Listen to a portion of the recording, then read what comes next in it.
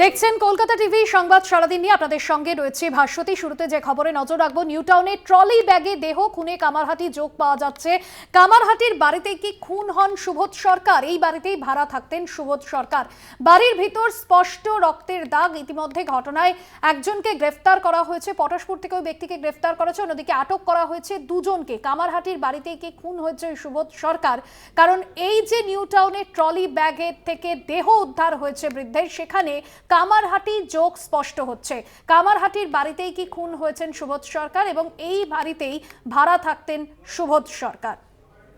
কামারহাটি থেকে রয়েছেন আমাদের প্রতিনিধি জয়ন্ত মজুমদার। জয়ন্ত, যে পরিস্থিতি এবং যে এখনো পর্যন্ত পুলিশ সূত্রে জানা যাচ্ছে যে এই যে বৃদ্ধের দেহ উদ্ধার এবং তাকে খুন করা হয়েছে কামারহাটিতেই, তার ওই ভাড়া বাড়িতে, কি যোগসূত্র এখনো পর্যন্ত পুলিশের তদন্তে উঠে আসছে?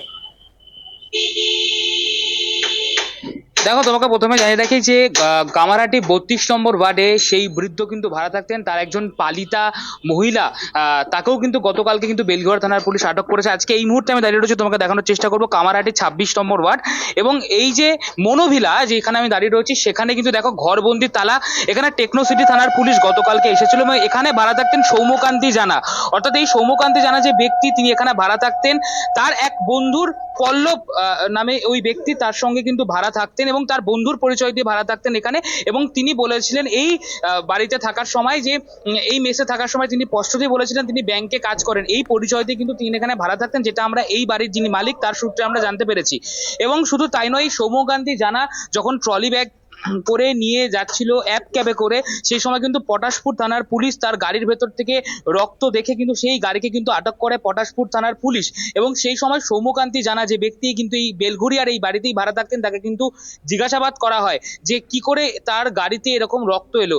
তারপর পটাশপুর থানার পুলিশ যখন স্পষ্ট কোনো উত্তর পায় না, তখন কিন্তু সেটা টেকনোসিটি থানার পুলিশকে কিন্তু গোটা ঘটনার বিষয়টি জানায়। তারপর গতকালকে টেকনোসিটি থানার পুলিশ কিন্তু আসে বেলঘড়িয়ার এই যে বাড়ি মনোভিলা, এইখানে কিন্তু আসে কামারহাটি পৌরসভার ২৬ নম্বর ওয়ার্ডে। এবং তোমাকে বাড়িটা দেখানোর চেষ্টা করবো। এই যে দেখো, দেখতেই পাচ্ছ স্পষ্ট বাড়ি। এই বাড়িতে কিন্তু ভাড়া থাকতেন সৌম্যকান্তি জানা।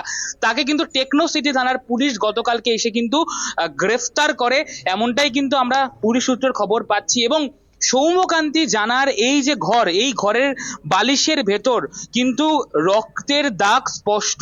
তাহলে কোনো একটা জায়গা থেকে এখন প্রশ্ন থাকছে, তাহলে কি এখানেই সম্ভবত খুন করা হয়েছে সেই বৃদ্ধকে? এবং তোমাকে আরো একটা এক্সক্লুসিভ ছবি আমি তুলে ধরার চেষ্টা করব। দেখো, বাড়িতে কিন্তু সেই পরিত্যক্ত জিনিস রয়েছে, প্যান্ট রয়েছে, জুতো রয়েছে। আমি দেখতে সেই এক্সক্লুসিভ ছবিটা তোমাকে দেখানোর চেষ্টা করছি। দেখতো, বাড়িতে পরিত্যক্ত জিনিস এই মুহূর্তে বাড়ির বাইরে সেই জিনিস। এবং সেখানে যেটা স্থানীয় সূত্রের খবর, গতকালকে টেকনোসিটি থানার পুলিশ যখন এখানে এসেছিলেন, সেখানে এসে তাদের ফরেনসিক টিমকে এবং বিশেষ দল গঠন করে এসেছিলেন, সেই বাড়ির নমুনা কিন্তু তারা সংগ্রহ করেছেন। এবং তারপরেই সৌম্যকান্তি জানা নামে ওই ব্যক্তিকে কিন্তু গ্রেফতার করা হয়েছে। অর্থাৎ যোগ সাজশ কি রয়েছে, আদতে খুন কে করেছে, সৌম্যকান্তি জানাই কি খুন করেছে, সেই বিষয় কিন্তু পুরো স্পষ্টত খতিয়ে দেখছে এই মুহূর্তে পুলিশ প্রশাসন। একদমই ধন্যবাদ জানাবো। জয়ন্ত ছিলেন আমাদের সঙ্গে কামারহাটি থেকে সরাসরি। এবং যে ছবি আপনাদের সামনে তুলে ধরলাম, কামারহাটির ২৬ নম্বর ওয়ার্ডের এই বাড়িতেই ভাড়া থাকতেন সুবোধ সরকার এবং এখনো পর্যন্ত বেশ কিছু পরিত্যক্ত জিনিসপত্র পাওয়া গিয়েছে। বাড়ির ভিতর স্পষ্ট রয়েছে রক্তের দাগ। ফরেনসিক টিমের আধিকারিকরা সেখানে গিয়েছেন, নমুনা সংগ্রহ করেছেন এবং যে নিউ টাউনে যেখান থেকে যে ট্রলি ব্যাগ থেকে রক্তাক্ত দেহ উদ্ধার হচ্ছে, সেখানে কিন্তু কামারহাটির যোগই স্পষ্ট হচ্ছে।